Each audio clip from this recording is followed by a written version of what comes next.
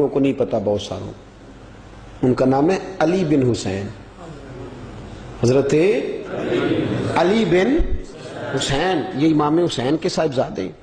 قدرت اللہ تعالیٰ کی ایسی ہے کہ یہ میدان کربلا میں بیمار تھے، کیونکہ اللہ نے امام حسین کی نسل چلانی تھی، تو یہ شدید علیل تھے، اٹھ کے کھڑے ہوتے تھے، اتنا تیز بخار تھا کہ گر پڑتے تھے ظاہراً۔ تو امام حسین نے فرمایا بیٹا تو نے نہیں جانا۔ ابا جی آپ میری موجودگی میں جائیں، یہ کیسے ہو سکتا ہے؟ فرمایا نہیں تو نے جانا ہی نہیں، میں جانے ہی نہیں دوں گا۔ تو حضرت امام زین العابدین علیل تھے، امام زین العابدین رضی اللہ تعالیٰ عنہ نے 3 سال تک حضرت علی کی صحبت اٹھائی ہے، بعض روایات میں اس سے زیادہ بھی آیا ہے۔ کچھ لوگوں نے لکھا جب آپ میدان کربلا میں گئے تھے تو 30 سال سے عمر زیادہ تھی، 30 سال سے عمر، اور داڑھی مبارک جو تھی نا آپ کی، جو لوگ شروع سے داڑھی نہیں نہ کٹواتے ان کی زیادہ لمبی نہیں ہوتی، جو شروع سے داڑھی رکھ لیتے ہیں نا، کیا پنجابی میں کہتے ہیں، سچی داڑھی، اور ان کو خرشت بھی نہیں کرانا پڑتا، میں نے بھی کبھی نہیں کرایا، ضرورت ہی نہیں پڑی، وہ نہیں کرانا پڑتا اس لیے کہ جو داڑھی شروع سے ہوتی ہے نا وہ اتنی زیادہ بڑی بھی نہیں ہوتی اور پھیلتی بھی نہیں۔ تو حضرت امام زین العابدین کی داڑھی بہت زیادہ بڑی نہیں تھی، داڑھی مبارک آپ کی ٹھوڑی کے نیچے تھی تو زیادہ بڑی نہیں تھی کیونکہ شروع سے رکھی ہوئی تھی، یہ نہیں کہ کٹو، تو داڑھی ان کی 33 سال عمر مبارک تھی، با اختلاف روایات، کچھ لوگوں نے اس سے کم بھی لکھی ہے۔ 2-4 مہینے کے بعد جب کربلا سے واپس لوٹے تو ساری داڑھی سفید ہو گئی۔ حضرت علی کی ایک زوجہ اس وقت حیات تھی، امام زین العابدین آگے آگے آ رہے تھے گھوڑے پہ، حضرت علی کی زوجہ نے آگے جا کے دیکھا نا، قافلے کا استقبال کرنے گئی، تو امام زین العابدین آگے تھے تو جھٹ سے انہوں نے منہ چھپا لیا، پیچھے ہو گئی اماں جی۔ تو امام زین العابدین فرمانے لگے دادی کا تو پردہ نہیں ہوتا پوتے سے۔ آپ نے کہا انتا زین العابدین، تو زین العابدین ہے اور تیری ساری داڑھی چند مہینوں میں سفید ہو گئی؟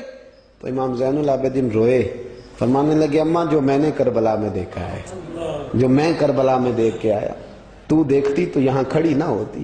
امام زین العابدین نے پائے اس بات کے ساتھ، پوری دلیری کے ساتھ، اور امام حسین رضی اللہ تعالیٰ عنہ کی تو شہادت 10 محرم کو ہو گئی نا، 61 ہجری میں معاملہ ختم ہو گیا، لیکن امام زین العابدین ساری زندگی طاغوتی قوتوں سے لڑتے رہے۔ امام زین العابدین کو کئی دفعہ بعد میں گرفتار کیا گیا ہے، کربلا میں کئی دفعہ بعد میں گرفتار کیا۔ مروان بن عبد الملک ظالم جو صحابہ کو مارا کرتا تھا، جس کو یزید لعنتی نے بنایا تھا، وہ امام حسن اور امام حسین کے خلاف تقریریں کرنے والا مروان بن عبد الملک جو قابض ہو گیا زبردستی امام حسین کے بعد مسجد نبی کی امامت پر، اس کے پیچھے نماز پڑھ لینی چاہیے تھی، بولے آنے جڑا ہوتے کل ہوتا ہے ابھی کدی پیڑا ہو سکتا ہے۔ مروان بن عبد الملک مسجد نبی کا امام اور خطیب رہا ہے بڑا عرصہ، امام زین العابدین رضی اللہ تعالیٰ عنہ کے خلاف بڑی بدتمیزی کرتا تھا۔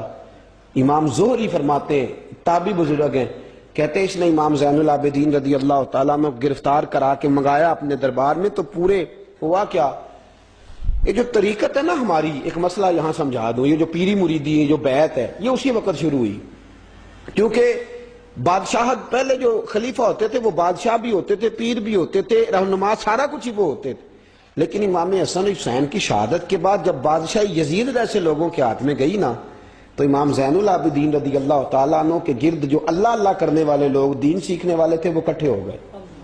اب وہ جو بیعت تھی اسی کو آج بیعت طریقت کہا جاتا ہے۔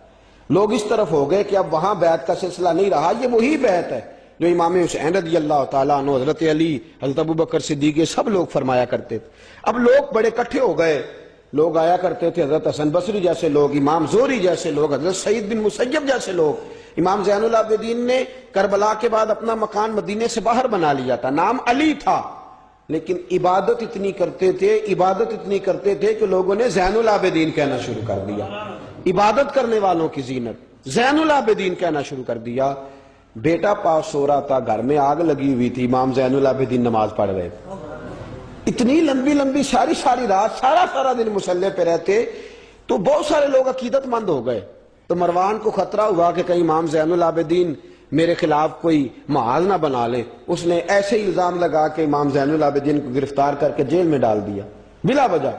امام زہری کہتے ہیں میں کھانا لے کے گیا تو امام زین العابدین نے نا وہ بیڑیاں پہنی ہوئی ہیں، ہتھ کڑیاں پہنی ہوئی ہیں، پیروں میں بھی ہاتھوں میں بھی، تو کہتے ہیں میں نے کہا حضور آپ کتنی تکلیف میں ہیں. یہ لفظ میں نے کہا تو میرے شیخ تھے، استاد تھے، پیر تھے.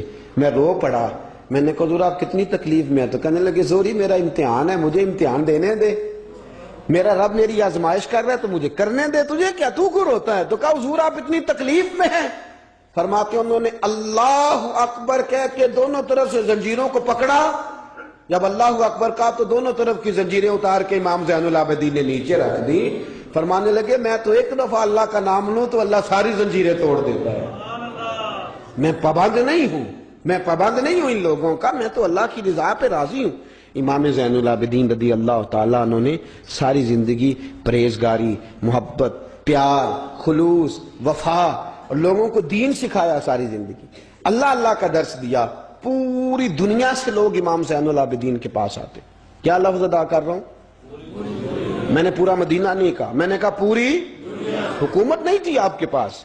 حکومت میں مروان بن عبد الملک تھا، کیونکہ 4 سوا 4 سال 4.5 سال یزید رہا ہے.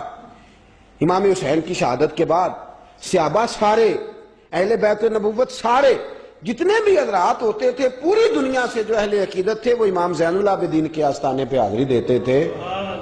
سعودیوں نے سارے نشان مٹا دیے ہیں لیکن امام زین العابدین کا گھر ابھی بھی موجود ہے. میں نے الحمدللہ 2 دفعہ اس کی زیارت کی ہے اور مجھے وہاں لوگوں نے بتایا کہ مشینیں لے کے جاتے ہیں لیکن وہاں کوئی مشین چلتی ہی نہیں. ساری زندگی اس مکان کے اندر امام زین العابدین عصر کے وقت مسجد نبوی میں آیا کرتے تھے، عشاء کی نماز پڑھ کے چلے جایا کرتے.